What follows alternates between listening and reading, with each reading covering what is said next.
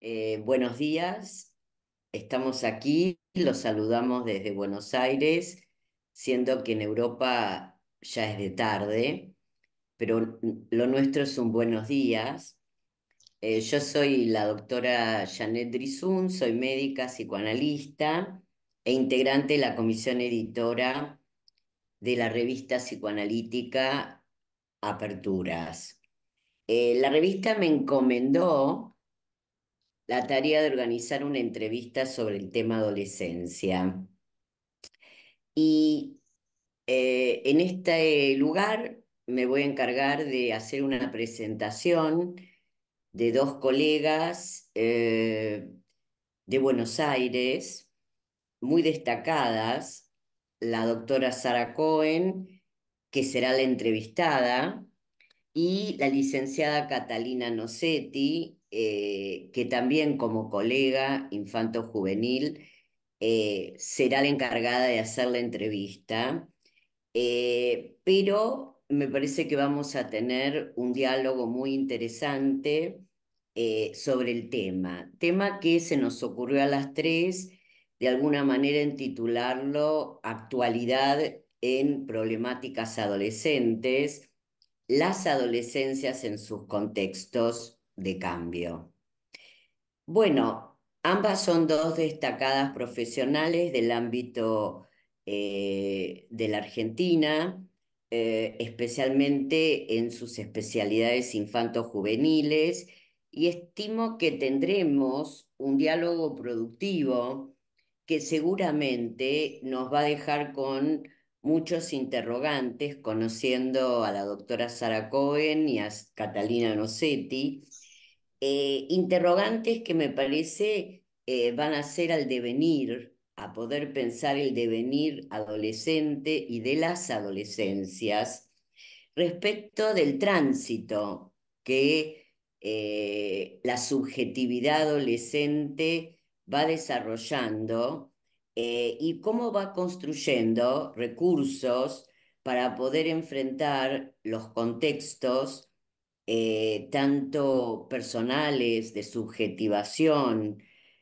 familiares, sociales, educacionales y de autonomía, que son tan típicos de la adolescencia, pero que me parece que en esta entrevista vamos a poder pensar cuáles son esos marcos discursivos por los cuales podemos abordar las prácticas que de alguna manera nos competen.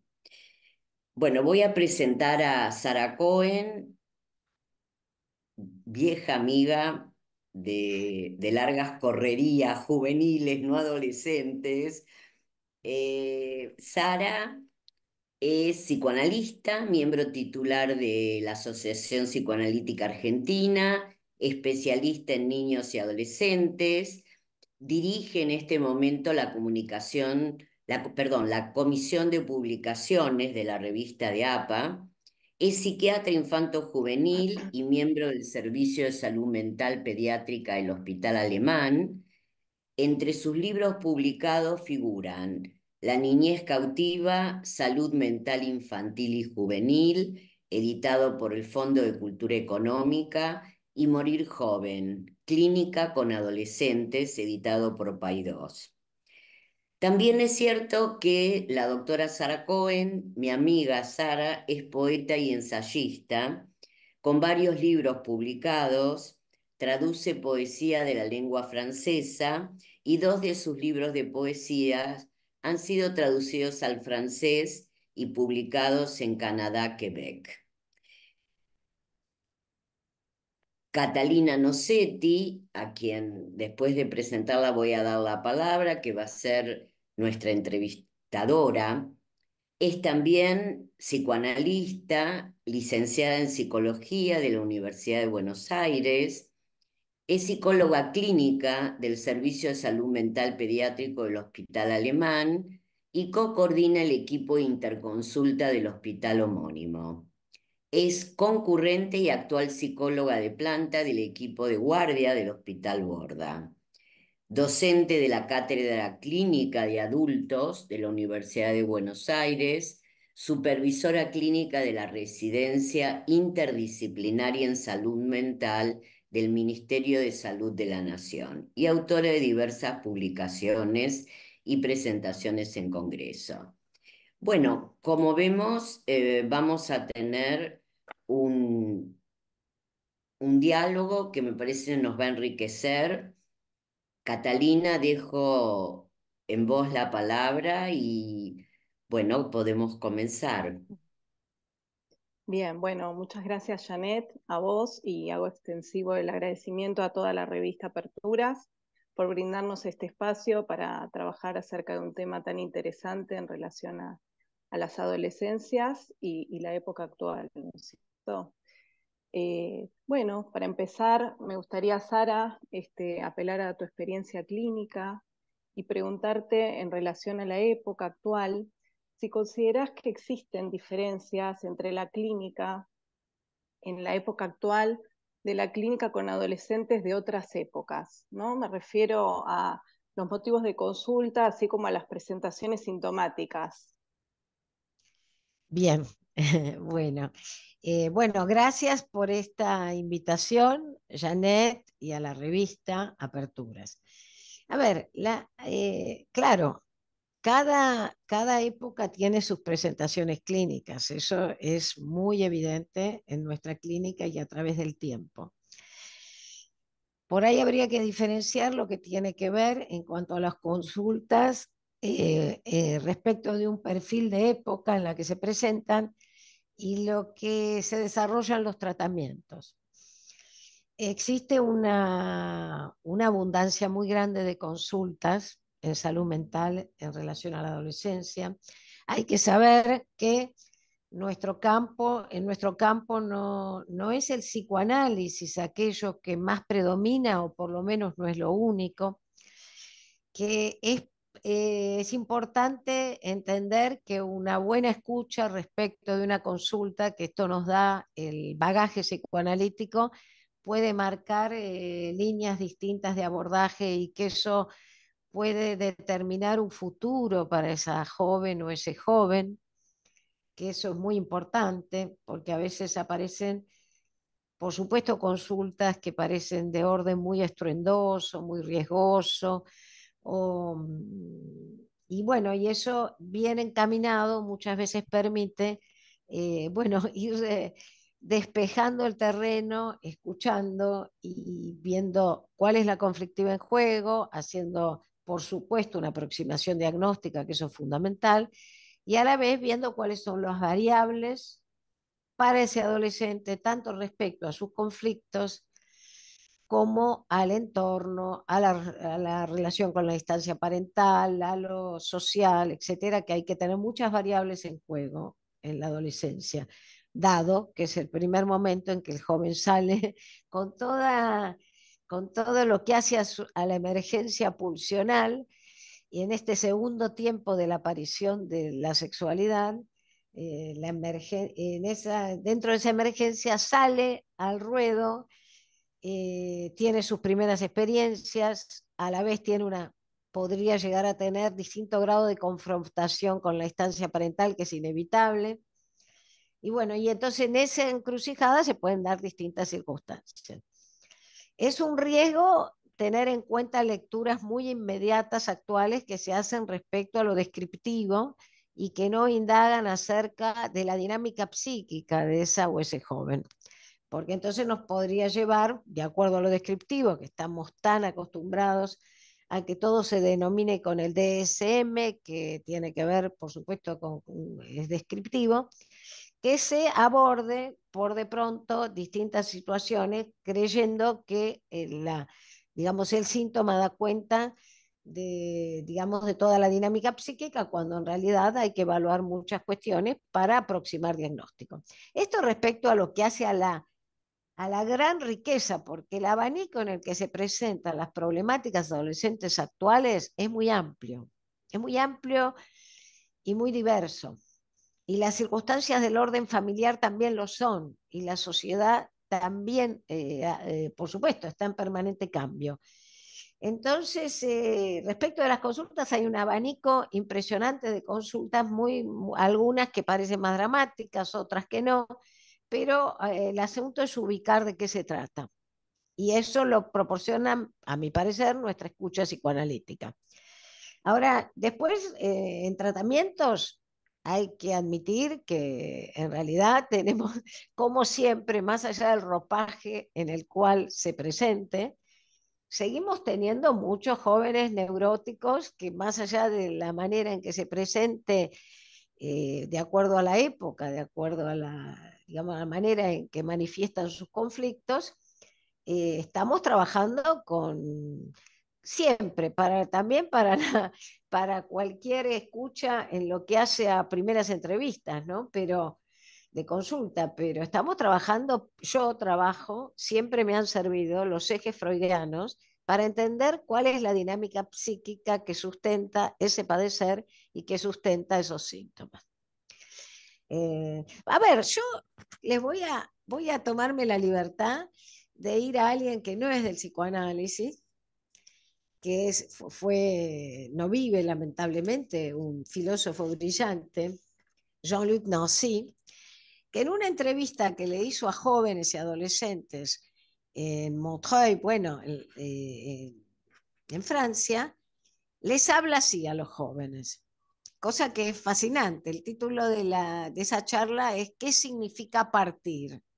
¿No? Interesantísimo. Y dice, existe el verbo partir y la palabra partida, que es un momento, por ejemplo, la partida de un tren. Existe también un sustantivo que, sin lugar a dudas, los más jóvenes de ustedes no conocen, la partance, estar a punto de partir. Esta expresión era muy conocida tiempo atrás en los puertos, donde se hablaba de los barcos a punto de zarpar. En la época donde era mucho más importante la actividad de los transatlánticos, de los navíos que transportaban personas, estar a punto de partir es estar, como todavía se dice hoy, al borde de la partida. Se aproxima el momento decisivo donde habremos partido, pero todavía no llegó este momento. Todo esto lo encontramos en el verbo partir, el momento donde se mezcla la partida, la ruptura, la espera, la esperanza y la inquietud. Después la partida. ¿Qué ocurre en ese partir?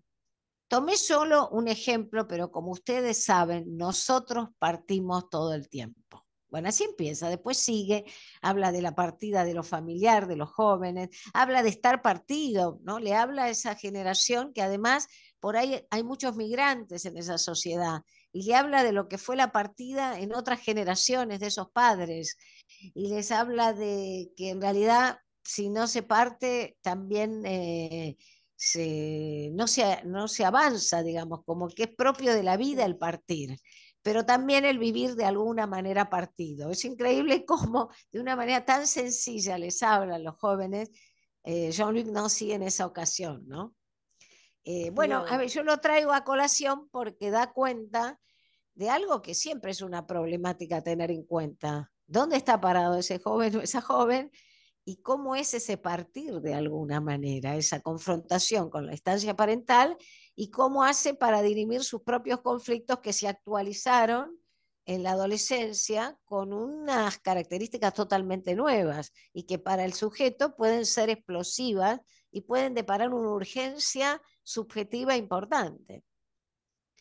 Vos estás ahí como con ganas de preguntar algo. Yo le veo la cara a Catalina y la veo hacer así, pero como para hablar. Sí. No, tenía ganas porque te escuchaba en relación a esto el instante, ¿no? Hacia la partida, ¿no? A preguntarte justamente en relación a los duelos infantiles y qué sucede cuando de repente hay algunos duelos no tramitados de la infancia y se reedita en la adolescencia, que toda esta etapa implica un gran duelo por una posición infantil, ¿no? En tu clínica, no sé si vos podés observar situaciones en donde esto puede generar alguna complicación Bueno, a ver, en la etapa de la adolescencia. claro, bueno, el duelo es el cimiento del suceder psíquico, digamos, ¿no? sin pérdida no hay estructuración psíquica, ¿no? O sea que en ese punto, claro, en la adolescencia podríamos decir que aunque no sea estruendoso, explota todo, porque evidentemente se reactualizan pérdidas anteriores. El, y ahí tenemos, bueno, ahí hay, respecto del duelo, hay un trecho muy grande, porque digamos, es imposible tramitar cuestiones propias de la adolescencia y trabajar con adolescencia sin entender o sin tratar de ubicar aquellas cuestiones de la historia libidinal, de sus pérdidas, de sus anclajes, de sus amores y de aquello que aparece, porque el tema es que aparece como nuevo en la adolescencia, ¿no? Sería, bueno, el encuentro amoroso, pero bueno, ahí tenemos toda una historia previa que hace a toda la historia libidinal de ese joven. Y sí, el tema de la tramitación de los duelos puede ir desde, a ver, desde situaciones sintomáticas muy graves en historias con cuestiones muy traumáticas de duelo, hasta situaciones que por ahí se le repiten en cuestiones amorosas a ese sujeto y en sus vínculos, digamos, con sus pares o distintas circunstancias que por ahí no aportan un carácter tan dramático.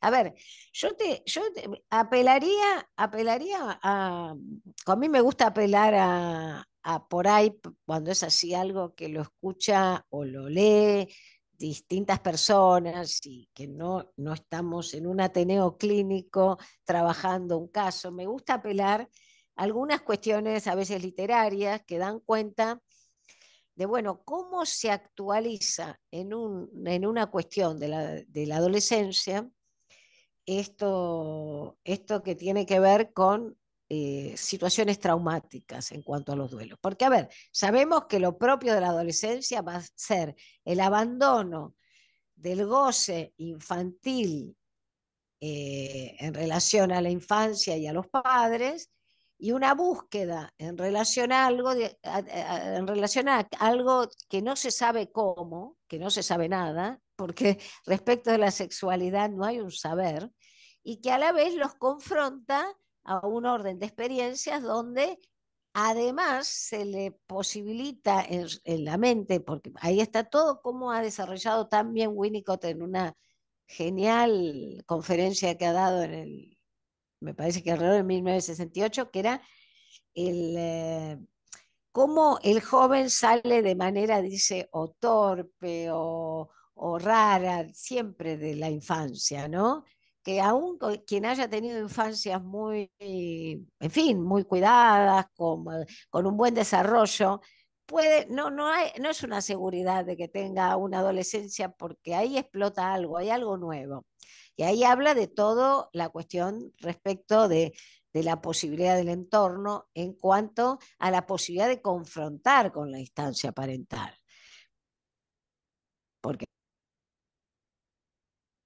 bueno, a ver, el Metamorfosis de la pubertad, el tercer ensayo de 3 ensayos de Freud, que por más que ya tiene más de 100 años, sigue teniendo actualidad al respecto, está tanto el tema del reencuentro amoroso, el reencuentro con el objeto, como a la vez el deshacimiento de los padres, que dice Freud que es el más doloroso del puber, digamos, ese tema del deshacimiento de los padres. Ahora, vos me decís, bueno, ¿cómo se tramita el duelo? Bueno, ese es el gran tema de cómo salen en la experiencia adolescente.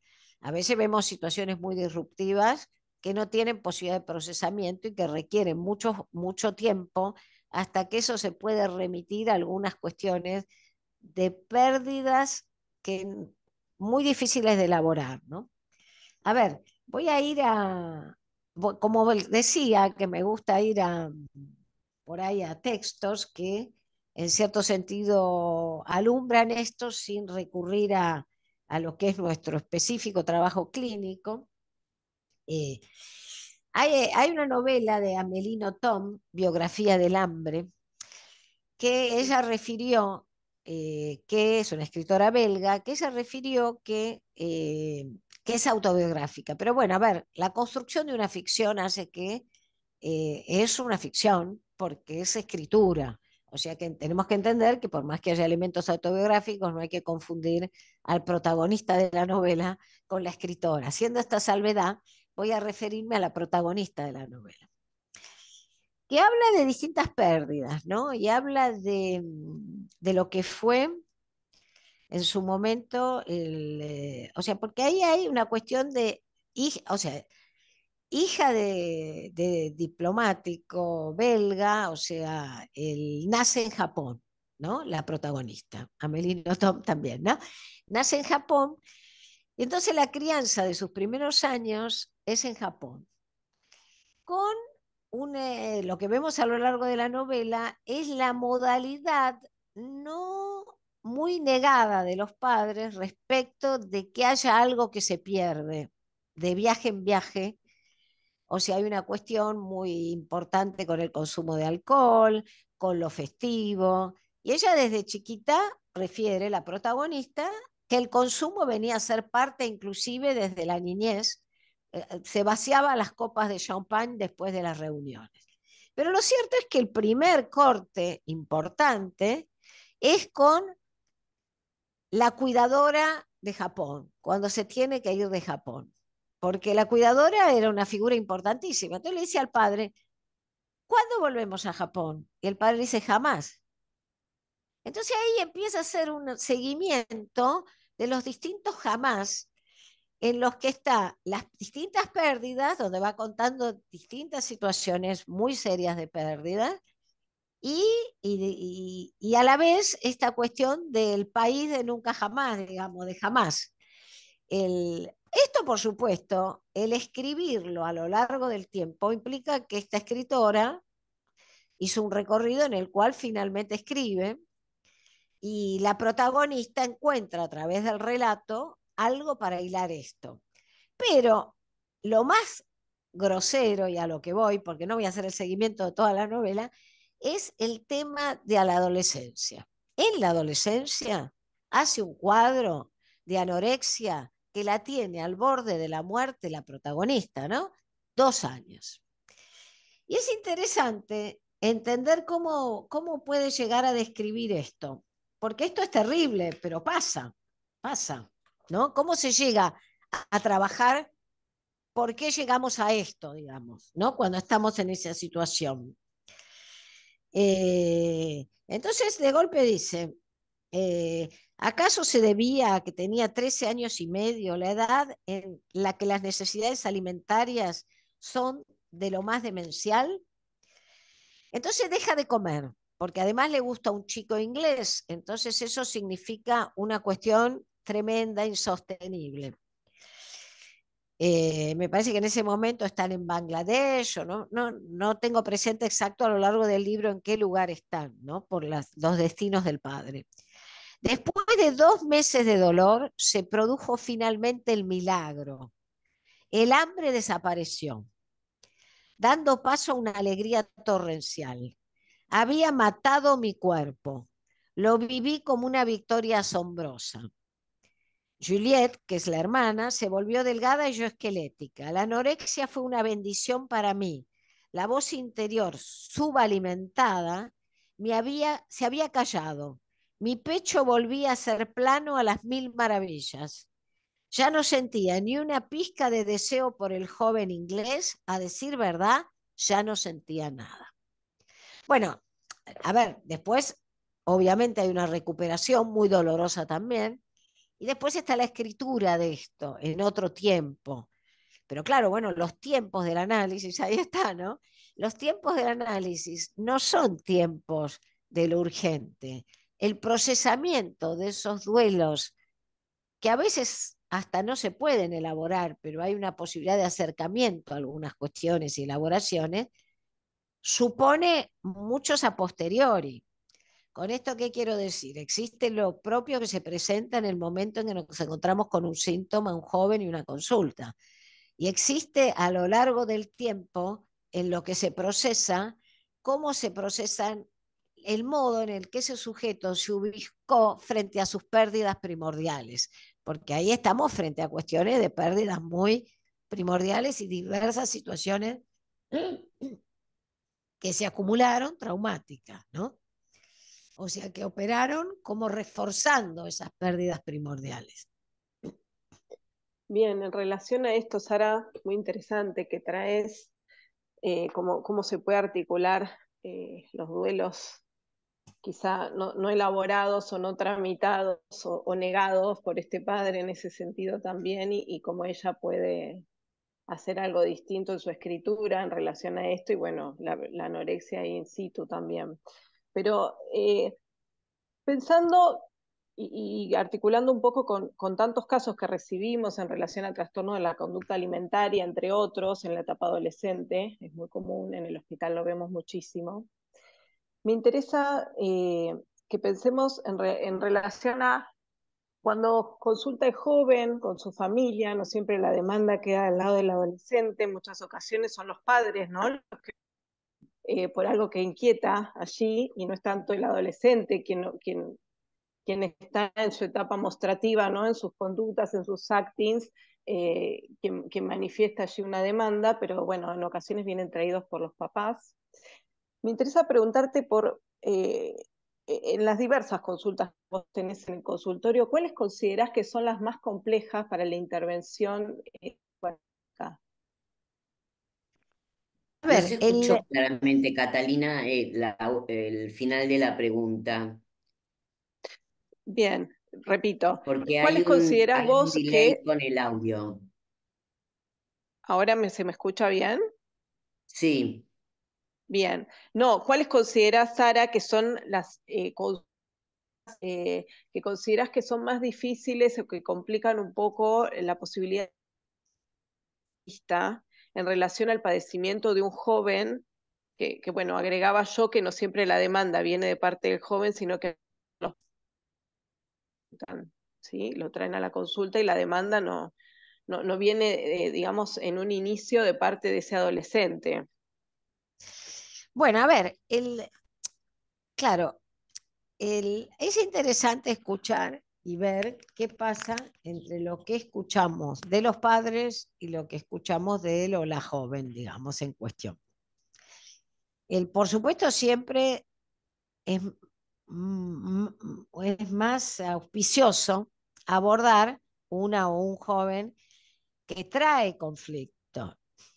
Eh, Cuando algo se acantona en una cuestión muy mortífera,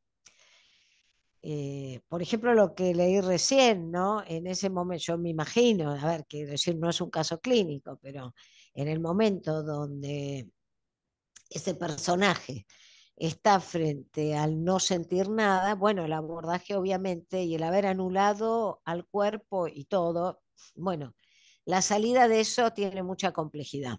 No vamos a simplificarlo, hay algunos abordajes que sabemos en salud mental porque, que requieren de varios profesionales y a ver, pero yo me voy a remitir más a lo que sería respecto de la escucha psicoanalítica. ¿Qué acontece en ese joven? A mí me parece que no siempre aquello que aparece como más grave para los padres configura, hay que escuchar al joven, porque a veces nos encontramos con que verdaderamente trae un material por donde se puede ingresar y además muchas de las sintomatologías que presentan las chicas y los chicos muchas veces tienen cierto carácter de denuncia frente a situaciones que en sí mismos son muy complejas en lo familiar o frente a la sociedad en la que viven. O sea que en eso hay que saber escuchar, hay que darle la vía libre, porque muchas veces transmiten cuestiones que no están bien tramitadas por ellos y ellos pueden perjudicarse.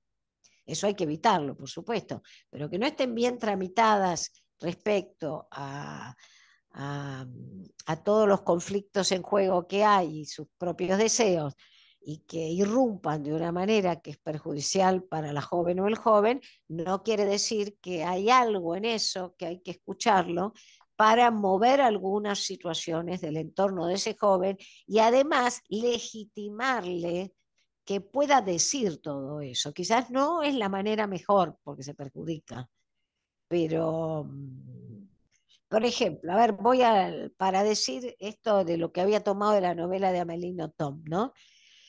Se ve a lo largo de la novela que el personaje, ella, que es una joven, eh, tiene un comportamiento atinente a un montón de cuestiones que se dejaron pasar en lo familiar, qué sé yo. Cuenta cuando estaban, por ejemplo, en Nueva York, que los padres se liberaron, estaban contentísimos, salían todas las noches, bebían todas las noches con las hijas de niñas y para ella era una fiesta permanente, que cuando después tuvieron que ir a Bangladesh entró en una crisis tremenda, pero claro, no vivía una vida, es como si el alcohol hubiese venido a obturar lo que duele, porque el tema es que las pérdidas duelen.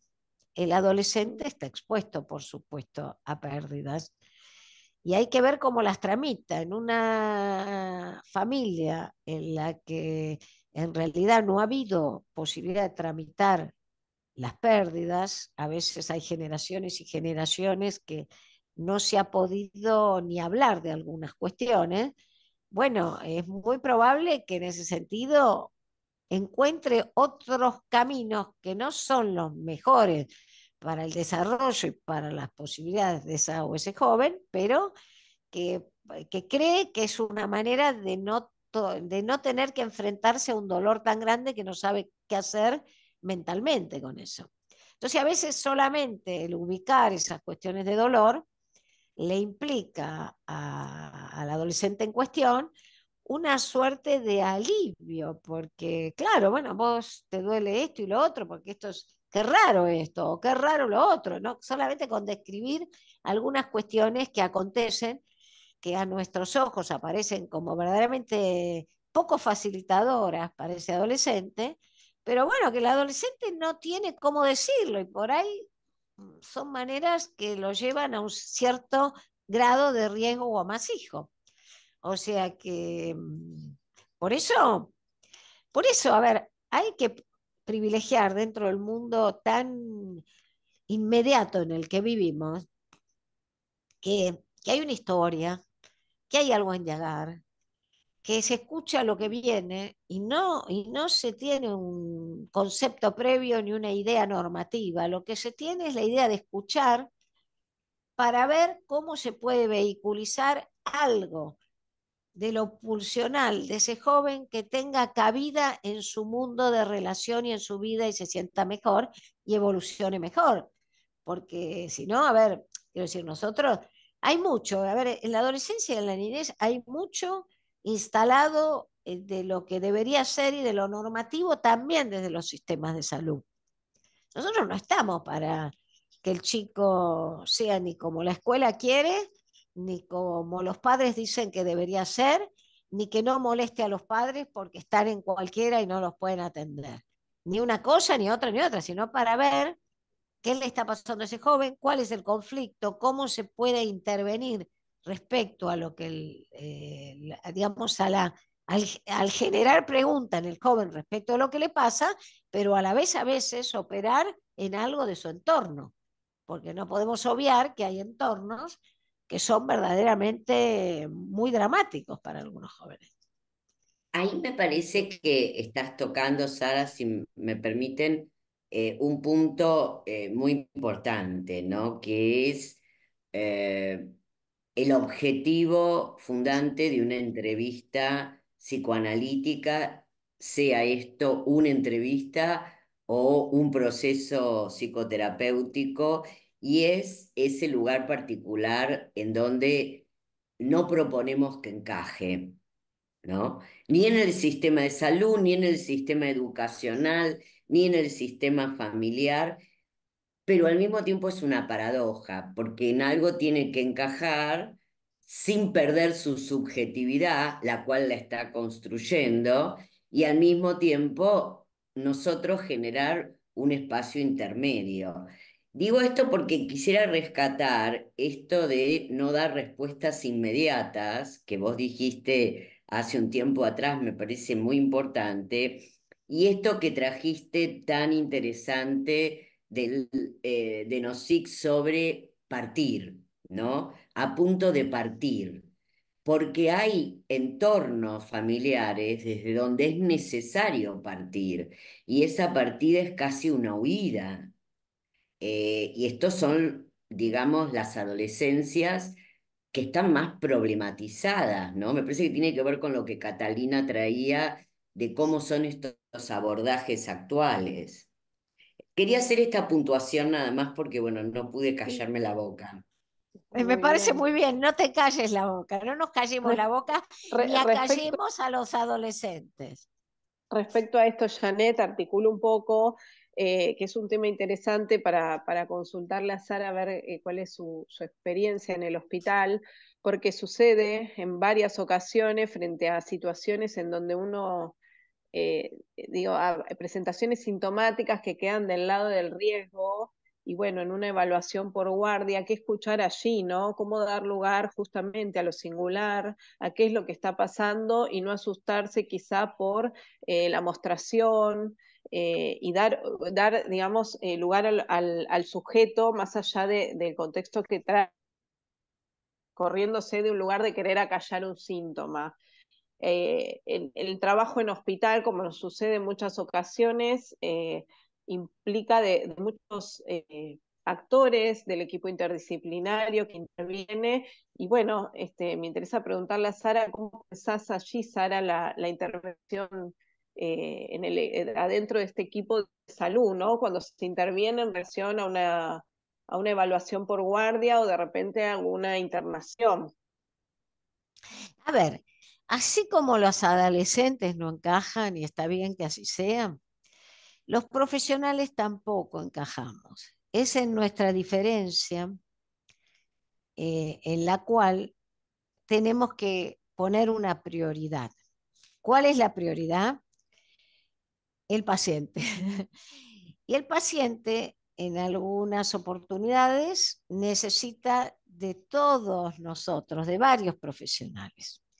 Entonces ahí me parece que el tema es, a ver, uno escucha a los padres, escucha al joven o a la joven, y va aproximándose a lo que uno entiende que podría ser la dramática de ese momento, más aquello, algo de lo que podría estar sustentando. Se le generan preguntas. ¿Por qué ocurre esto ahora?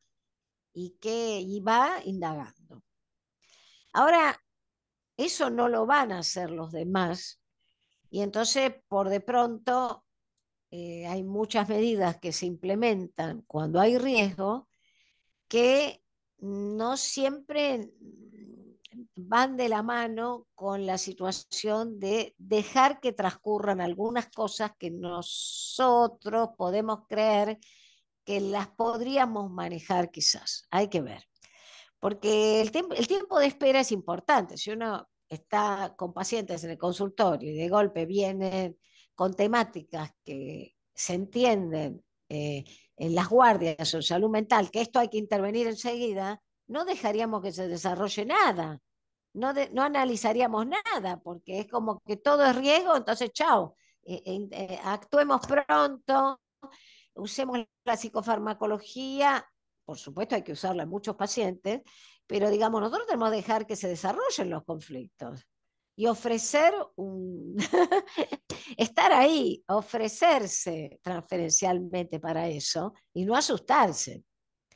En ese sentido, porque con la adolescencia es fundamental eso. Si te dicen algo en el consultorio, porque está bien, voy a ir ahora a lo que vos me decís del hospital, que te lo dije un poco. A ver, uno podría no encajar como profesional y a la vez ser muy útil como profesional ahí.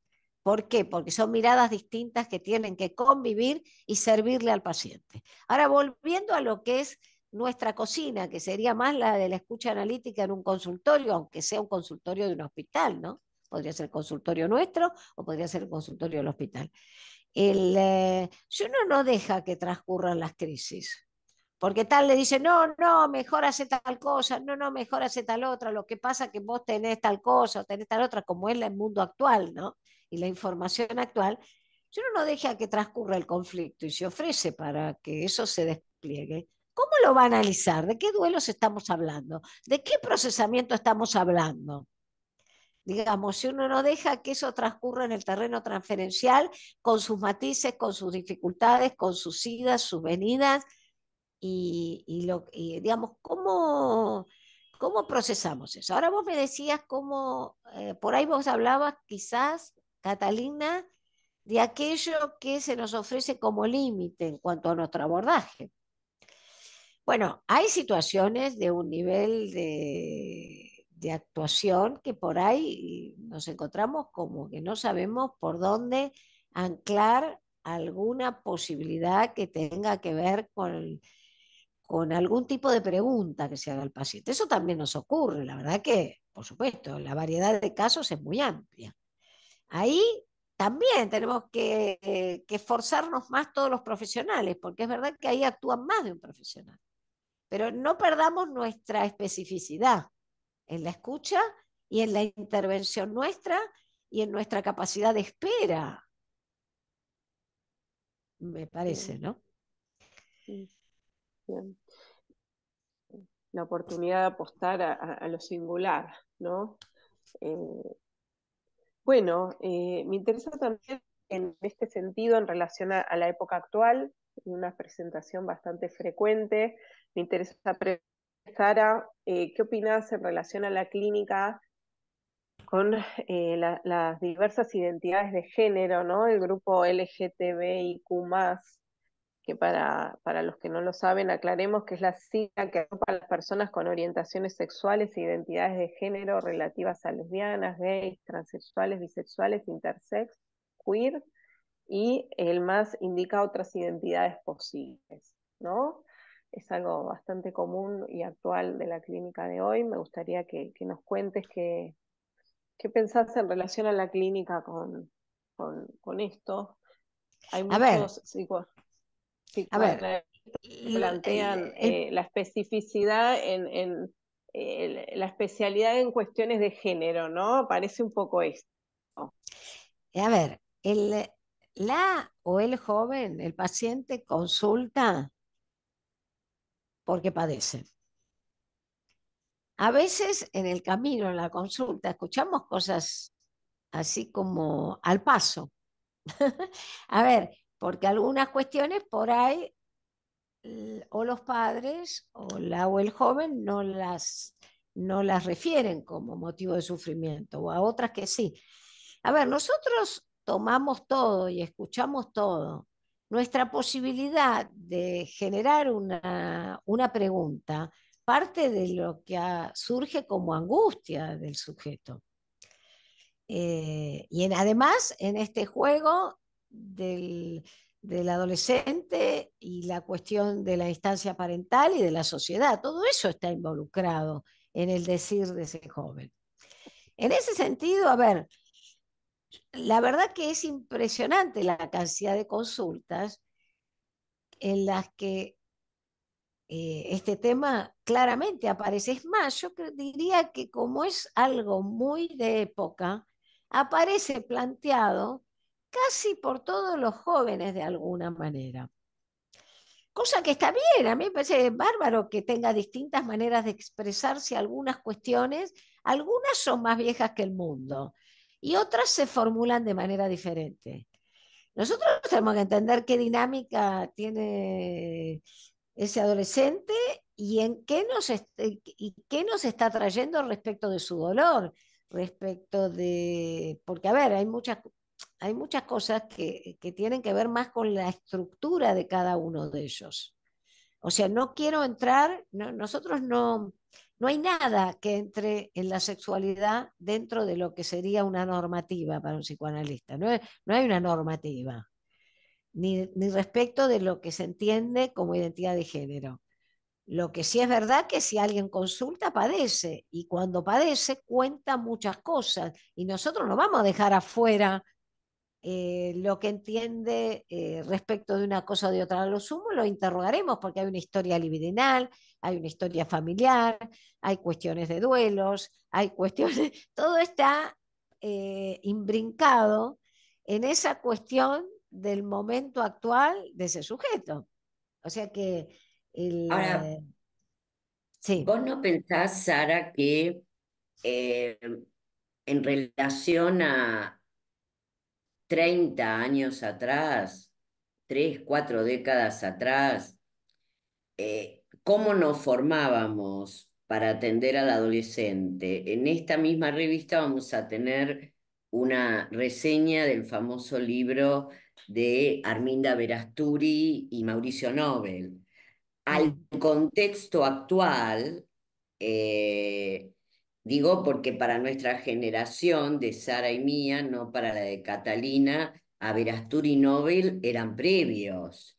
Entonces, hoy en este contexto actual, con todo tan fluido, tan cambiante, me parece que la pregunta sobre el género de Catalina aludía no tanto a la especificidad de esa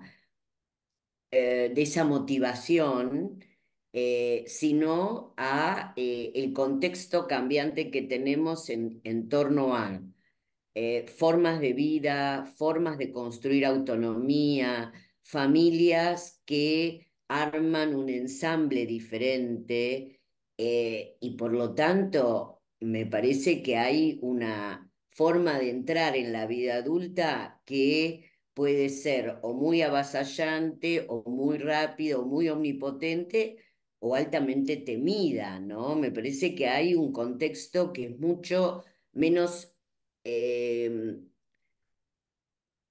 menos hospitalario hoy, valga la redundancia con la palabra hospitalario, para ustedes dos que trabajan en asistencia hospitalaria, pero menos hospitalario, es más expulsivo para el adolescente y también para el adulto. A ver, eh, el tema es que cuando se ve muchos adolescentes, se ve que como son producto de su época, depende de cada uno o una, ¿no? Claro. Quiero decir, o sea, ¿por qué? Porque nosotros vemos que por ahí tienen ciertos pilares y conflictos, aún en situaciones que uno dice, ¿cómo hace con esto? ¿Cómo hace con lo otro? ¿Cómo hace con esto que le dicen? ¿O con esto que pasa en la casa? ¿O con esto que atraviesa? Y por ahí uno encuentra familias de foto, por decirlo de alguna manera, y encuentra cuadros muy graves. O sea, lo que quiero decir que, a ver, no tenemos que desviarnos de lo que es nuestra práctica.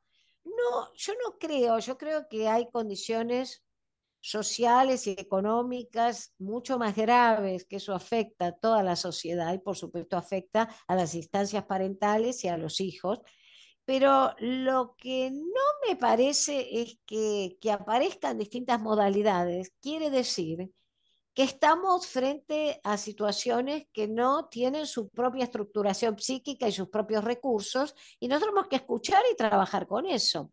Por ejemplo, el tema de todo lo, digamos, lo virtual y qué sé yo. La verdad es que lo increíble, por más que se habla de todo lo que esto afecta, que por cierto tiene sus pros y sus contras, el, yo veo adolescentes que en el momento de la sesión dejan sus teléfonos, a lo sumo lo agarran para mostrarme algo que me quieren mostrar y contar, que cuando me cuentan cosas que yo no sé qué son, les pregunto, como haría años atrás para cosas que no sé, y aunque las supiese, igual preguntaría, porque hay que ver cómo te lo relata el paciente, ¿no? Como vos crees, no hay un saber consensuado, qué es para él o para ella eso. Entonces me parece que lo que hay que creer es en el instrumento que nos proporciona nuestro bagaje psicoanalítico. Después hay que ponerlo a jugar con flexibilidad dentro de un marco que va a ir variando permanentemente. La verdad que es impresionante lo que varía y cómo entonces es importante saber cuáles son los ejes de uno, por lo menos para saber intervenir en lo que a uno le compete bien. Estamos medio sobre el tiempo, me parece que nos han pedido de la entrevista. Ah, bueno, estamos sobre el tiempo. Quizás yo fui un poquito extensa con algunas cosas. Pero bueno, fue ¿Se coloquial, puede, no sé, ¿cómo lo ven? No, me puede gustaría finalizar si con una Catalina pregunta puede más? ir cerrando. No sé si Dale, tenés una perfecto. Tengo pregunta más una pensada. pregunta que me parece súper interesante hacerle a Sara, que en relación a su libro, Morir joven. Ella habla de que cada sociedad o cada época tiene una manera de morir a sus jóvenes. Para finalizar, me parece interesante, Sara, si podés explayarte en relación a esto. Y bueno, y sí, nosotros atravesamos distintas épocas, queríamos Janet y yo por lo menos. Entonces sabemos que la dictadura militar tenía su manera de matar a los jóvenes y sabemos que la sociedad actual de consumo sabemos que tiene su manera de mandar a la muerte a los jóvenes, digamos. A ver, hay que entender que para aquel que no está muy bien plantado y que no hay una instancia parental que de alguna manera funcione como una posibilidad de soporte, están muy expuestos a distintas circunstancias que son las maneras mortíferas de la sociedad que ofrece a los jóvenes todo tipo de consumo y que prende mucho en distintas situaciones de fragilidad en lo que hace al sujeto, ¿no? O sea que sí, es verdad. O sea, ahora no sé, no necesitan matar con las armas, digamos. Matan de distintas maneras en la sociedad. Y bueno, y ni hablar de aquella franja juvenil que está tan expuesta en esa cuestión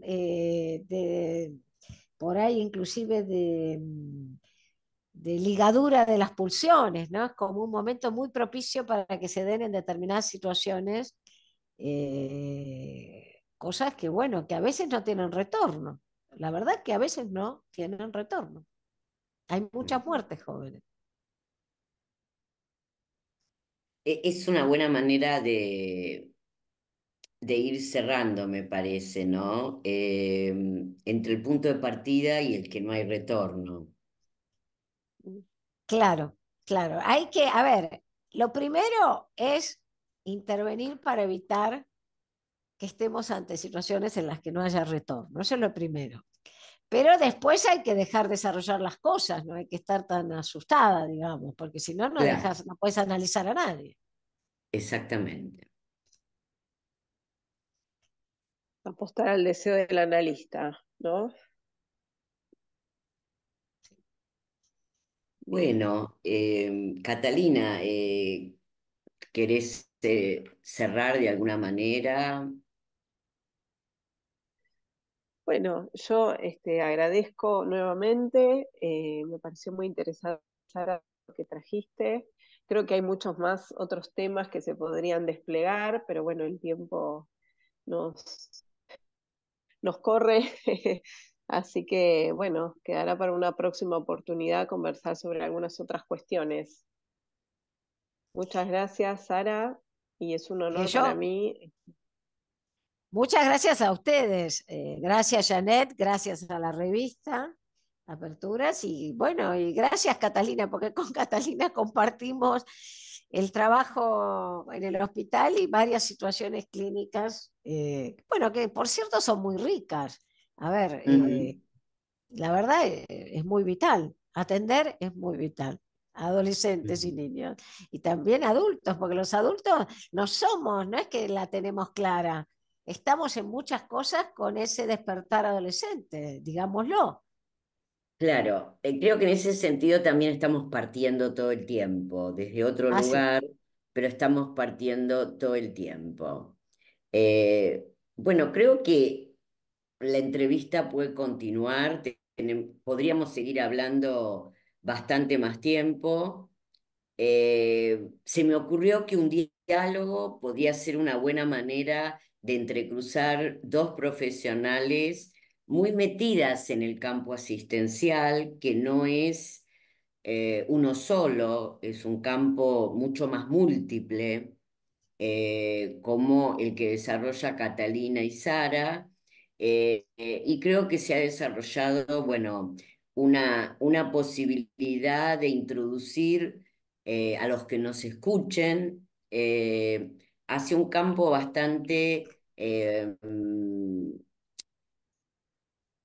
entre fragmentado y al mismo tiempo que no pierda su sentido, ¿no?